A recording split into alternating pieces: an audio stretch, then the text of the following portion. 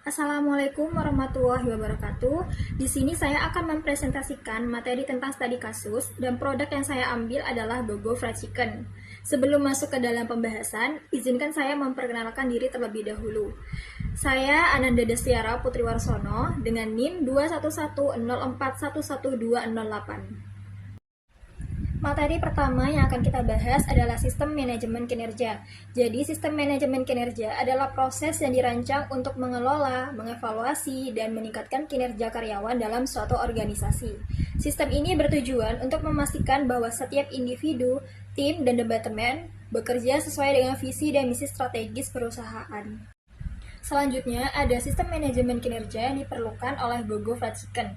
Jadi sebelumnya, saya akan menjelaskan sedikit apa sih Gogo Fried Chicken. Jadi, Gogo Fried Chicken adalah salah satu restoran cepat saji yang ada di Indonesia, dan tentunya menu utamanya adalah ayam geprek. Dan Gogo Fried Chicken ini tentunya membutuhkan sistem manajemen kinerja. Yang pertama, meningkatkan kualitas pelayanan kepada pelanggan. Lalu yang kedua, memastikan efisiensi operasional di setiap orang. Yang ketiga, mendorong peningkatan penjualan dan kepuasan pelanggan. Dan yang terakhir adalah meningkatkan motivasi dan keterlibatan karyawan. Berikutnya ada tahap 0, yaitu fondasi. Jadi fondasi sendiri terdiri dari 4 macam. Yang pertama kemitraan, yang kedua pemberdayaan, yang ketiga perbaikan yang terintegrasi, dan yang keempat adalah tim yang mandiri. Dan di sini saya akan menjelaskan secara singkat apa sih kemitraan. Jadi kemitraan adalah suatu tim atau mitra-mitra yang terkait dalam suatu perusahaan. Dan di Gogo Fried Chicken terdiri dari 4 mitra. Yang pertama adalah pemilik usaha yang tugasnya bertanggung jawab atas penyediaan brand, bahan baku, pelatihan, dan dukungan operasional. Lalu yang kedua ada mitra usaha yang tugasnya mengelola operasional harian, menjaga standar pelayanan, dan memastikan keberlanjutan usaha. Dan yang terakhir ada tim support Gogo Fried Chicken yang tugasnya memberikan pendampingan teknis, promosi, dan supervisi kepada mitra. Berikutnya adalah pemberdayaan. Jadi pemberdayaan di sini adalah latihan untuk para karyawan, supervisor maupun manajer. Seperti pelatihan memasak sesuai standar resep Gogo Fried Chicken. Yang kedua, pelatihan layanan pelanggan atau customer service excellent. Dan yang ketiga adalah pelatihan pengelolaan operasional cabang bagi supervisor maupun manajer. Yang ketiga ada perbaikan yang terintegrasi. Jadi di sini ada 3 macam. Yang pertama mengidentifikasi dan mengatasi kinerja di seluruh lini operasional.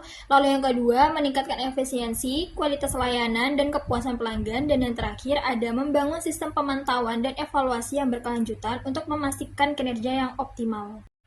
Yang terakhir atau yang keempat adalah tim yang mandiri. Jadi, Gogo Fried Chicken harus membentuk tim kecil untuk setiap shift kerja, serta pilih seorang kepala di setiap tim yang akan bertanggung jawab penuh atas kelancaran operasional pada waktunya. Berikutnya ada tahap 1, yaitu informasi dasar. Jadi yang pertama ada industri. Gogo Fried Chicken beroperasi dalam industri makanan yang berkembang pesat di Indonesia, terutama di Pulau Bali dan Jawa. Industri ini sangat dipengaruhi oleh tren konsumen, inovasi produk, dan dinamika harga bahan baku. Lalu yang kedua ada pemerintah dan masyarakat. Pemerintah berperan penting dalam mengatur dan memastikan bahwa operasional Gogo Fried Chicken memenuhi standar kesehatan dan keselamatan. Selain itu, kebijakan terkait pajak, izin usaha, dan regulasi lingkungan juga mempengaruhi operasional restoran. Yang ketiga ada pasar. Gogo Fried Chicken mengincar pasar yang luas, terutama untuk anak kos dan mahasiswa yang mencari makanan cepat saji dan tentunya dengan harga yang terjangkau. Yang keempat ada pesaing. Jadi Gogo Fried Chicken bersaing dengan berbagai restoran cepat saji lainnya, terutama restoran yang juga menawarkan menu ayam geprek seperti geprek leijo, geprek sai, dan lain-lain. Yang kelima ada produk atau jasa. Jadi Gogo Fried Chicken selain menjual ayam geprek, mereka juga menawarkan berbagai macam menu seperti stik ayam, nasi goreng, kentang goreng, dan lain-lain. Tentunya menu ini bisa dipesan untuk konsumen yang tidak bisa memakan makanan yang pedas. Gogo Fried Chicken juga menyediakan suasana restoran yang nyaman dan tentunya sangat bersahabat untuk konsumen yang memiliki bayi atau anak kecil. Berikutnya ada tahap 2 yaitu perancangan. Jadi perancangan di sini terdiri dari visi dan misi Gogo Fried Chicken. Untuk visinya adalah menjadi pilihan utama masyarakat Indonesia dalam menikmati ayam goreng berkualitas dengan pengalaman rasa yang konsisten, inovatif, dan ramah lingkungan. Untuk misinya yaitu pertama, menyajikan kualitas terbaik. Kedua, inovasi rasa. Yang ketiga, layanan pelanggan yang ramah dan cepat. Yang keempat adalah meningkatkan kesejahteraan karyawan. Yang kelima, mengembangkan jaringan secara berkelanjutan. Yang keenam, kontribusi terhadap masyarakat dan lingkungan. Dan yang keenam adalah harga terjangkau untuk semua kalangan.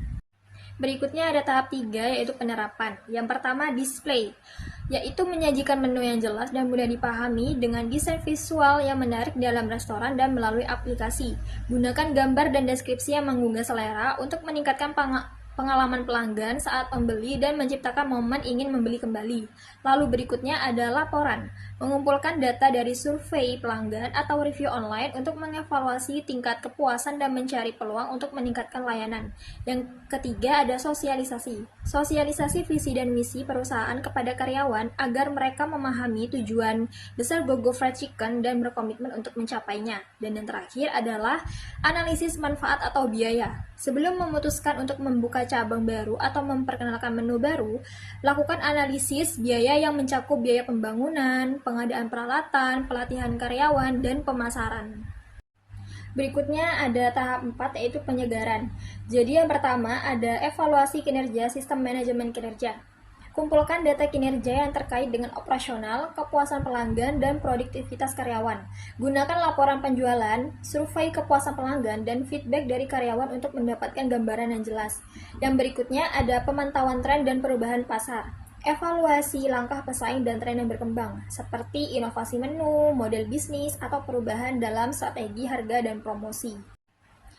Berikutnya ada pelibatan karyawan dalam proses penyegaran. Adakan sesi evaluasi rutin dengan karyawan, baik melalui survei atau pertemuan langsung, untuk mengetahui apakah mereka merasa sistem manajemen kerja mendukung mereka dalam mencapai kinerja yang terbaik.